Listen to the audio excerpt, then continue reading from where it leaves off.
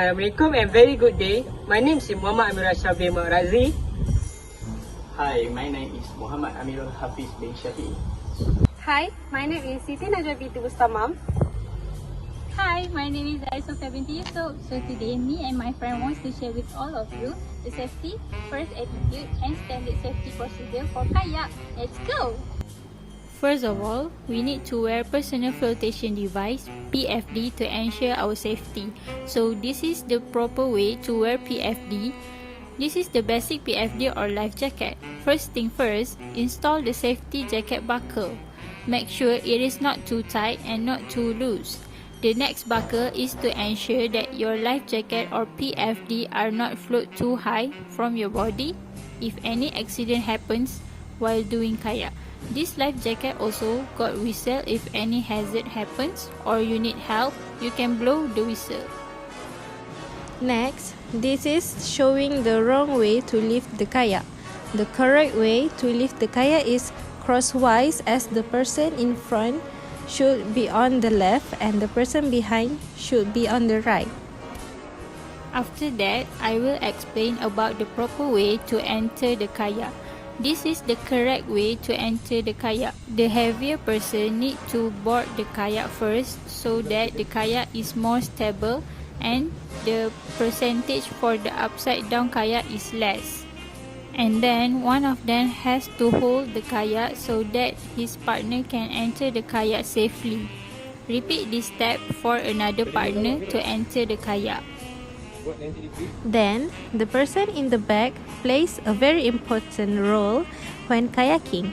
When making a lap, the person behind should lower the pedal on the side and the person in front should continue pedaling as usual. Finally, this is how to get out of the kayak safely. The person at the front need to get out first and hold the kayak for his partner to get out too.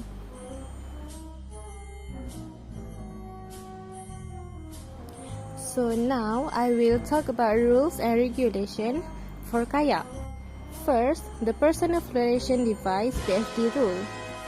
Most states and local enforcement agencies have some variation on the PFD rule. Some places have a more linear variation on this rule that simply states you need to have a PFD securely attached to your kayak, but you don't necessarily have to be wearing it. In some places, there are age associated with PFD mandates for younger children. The PFD rule is one of the most important you can follow when kayaking. Not only will it keep you and anyone else on your kayak safe, but it can also help you avoid a silly and, in some cases, a hefty fine. Next is restricted area rules. On many waterways, you will be prohibited from paddling in certain locations based on local safety concerns.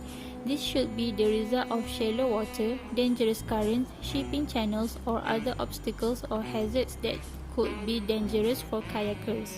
The good news is that in most cases, this zone should be clearly marked with buoys. You will either see a long rope lined with smaller buoys placed along it, or a series of taller buoys that indicate a restricted area. If you are paddling somewhere in the off-season, however, many waterways remove buoys and rope lines so that they don't get damaged by severe weather. So it is always a good idea to stop into your local ranger station or get more information on location-specific hazards where you want to paddle. Next is time of day rules. While we are actually huge fans of sunrise, sunset and even night paddles, some states frown on the idea of kayaking after dark. To be honest, there are some very good reasons why night kayaking is more dangerous than taking your paddle craft out during the day. Most states have this restriction, but some will allow paddling between sunset and sunrise if your kayak is outfitted with the proper equipment. This kind of equipment includes one of the best kayak lights for night paddling, but it should also include some type of flare or signal flasher for emergency situations. The main reason for these daylight restrictions is the lack of visibility that comes with paddling in low lighting conditions.